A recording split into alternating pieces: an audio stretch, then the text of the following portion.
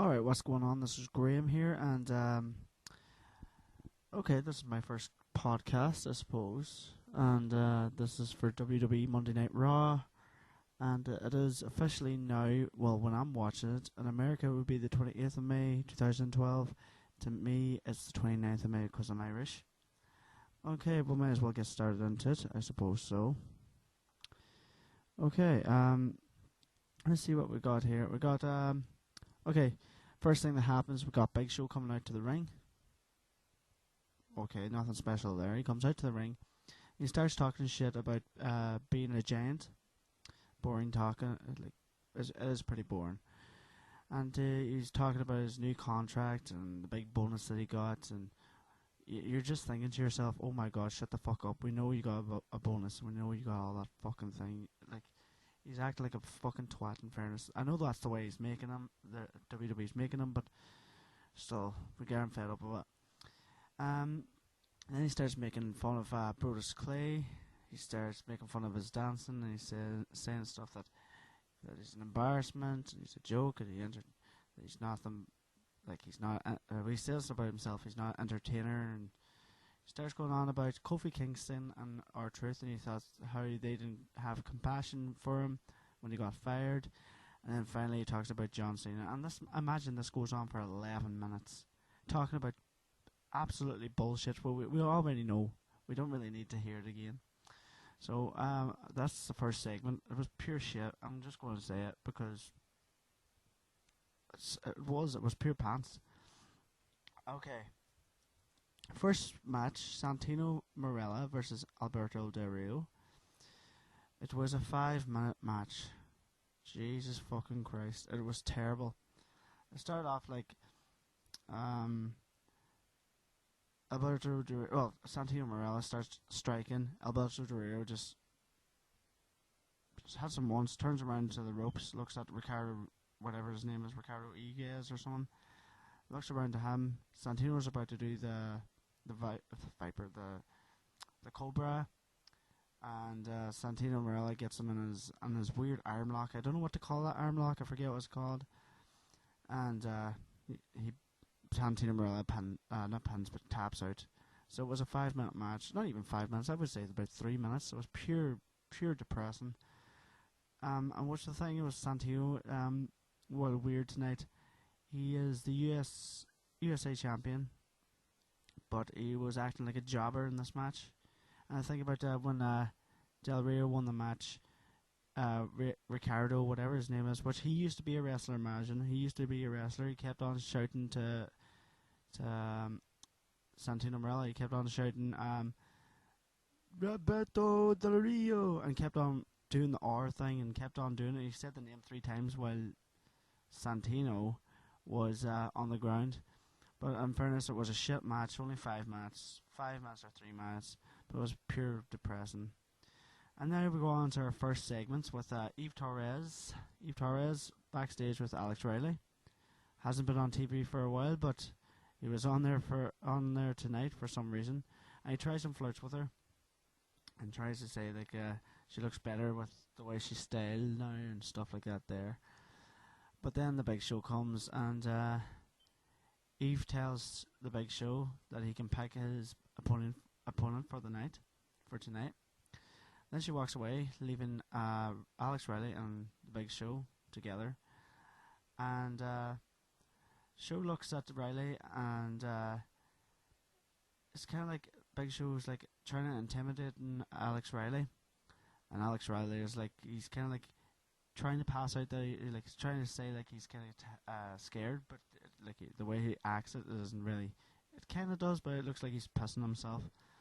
I'm serious, like he looks like he's almost pissing himself. But then Big Show says, "Don't worry about it, Alex. You're not going to be my opponent for tonight." But the Big Show does something else instead. He says, "You're not going to be my pick for the night, but there's a job I want you to do." And he says he wants to send a message to the locker room. So what he does to Alex Riley, he gets him by the back of the neck and throws him up against a wall. Huh. Okay. Alright.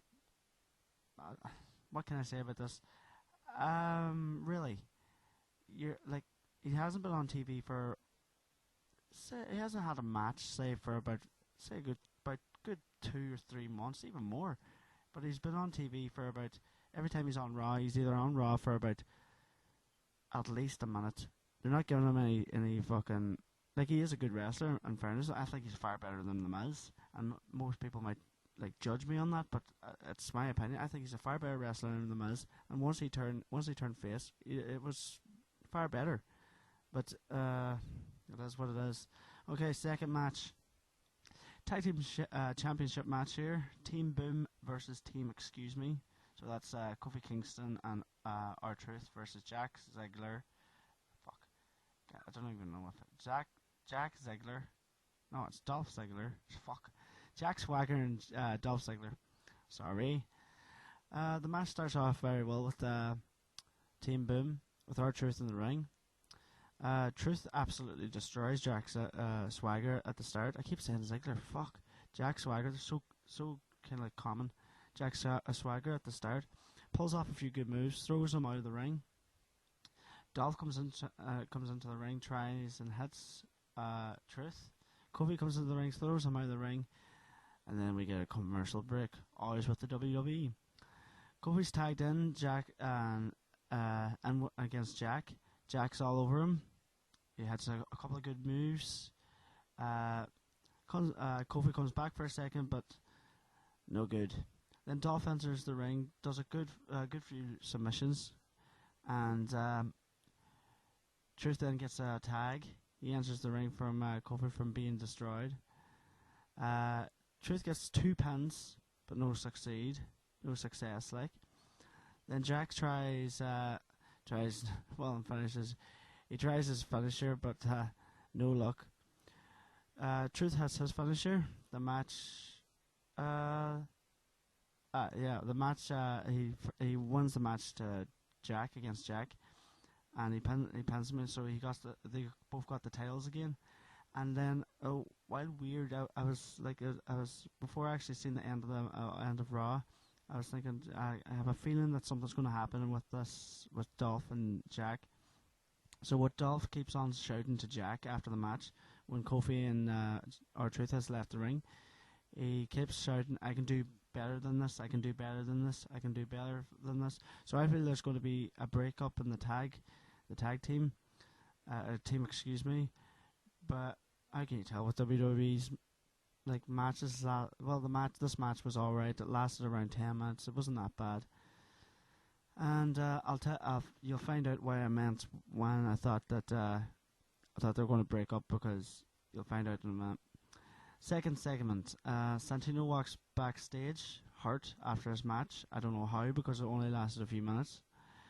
And then Big Show grabs him by the face. Well, grabs him by the throat, saying, "It's funny now. Is it funny now? Is it funny now?"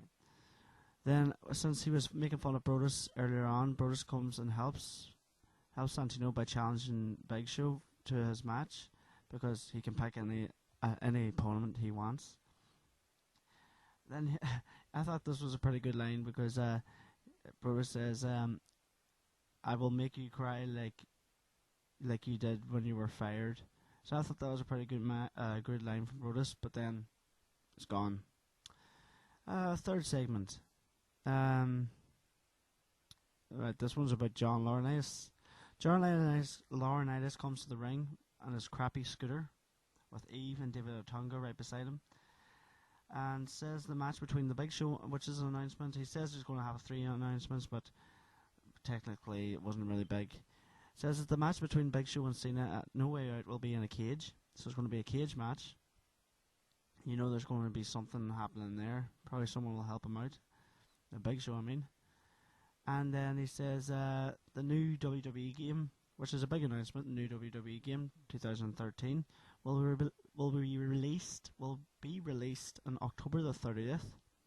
And the third and final one, he shows the cover of the new game on an Xbox cover, like what it's going to be looking like when it comes out, and it shows a picture of him. I don't know if it shows him sticking up the thumb or not, but it shows a picture of him and it just says WWE 2013. But then, of course, CM Punk's music plays, and it was well weird because like they've I don't know why CM Punk's getting involved with John Laurinaitis at this time, because John Laurinaitis and John Cena had a big massive thing going on, and CM Punk keeps getting involved. I don't know why, but he is the WWE champion, so I suppose he has the right to get involved.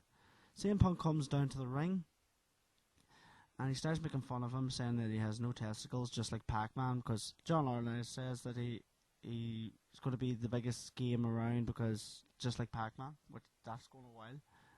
That's going a while back. And CM Punk actually says you have no balls, just like Pac-Man, which is pretty funny, but it's kind of cartoonish. And then CM Punk shows the new... he actually says, well, this is not going to be the new cover of the game. And then he shows a big, massive... He pulls... his music starts playing, and this big, massive... big massive sheet comes down and shows CM Punk with his arms crossed, not like him doing his X kind of thing, arc symbol with his two X's on his arms in front of a Xbox 360 cover, so that there's actually going to be the new cover of WWE 2013. And so I suppose I like the cover. It looks better than John Laurinaitis, in fairness, but it looks pretty cool. And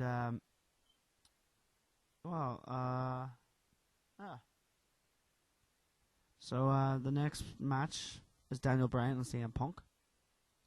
Now this is a long match. I say it's a good 20 minutes, and which is pretty good. Like it was a good match. It just reminded me of Over the Limit, because they had a match there. But in fairness, Over the Limit's match was far better than this one.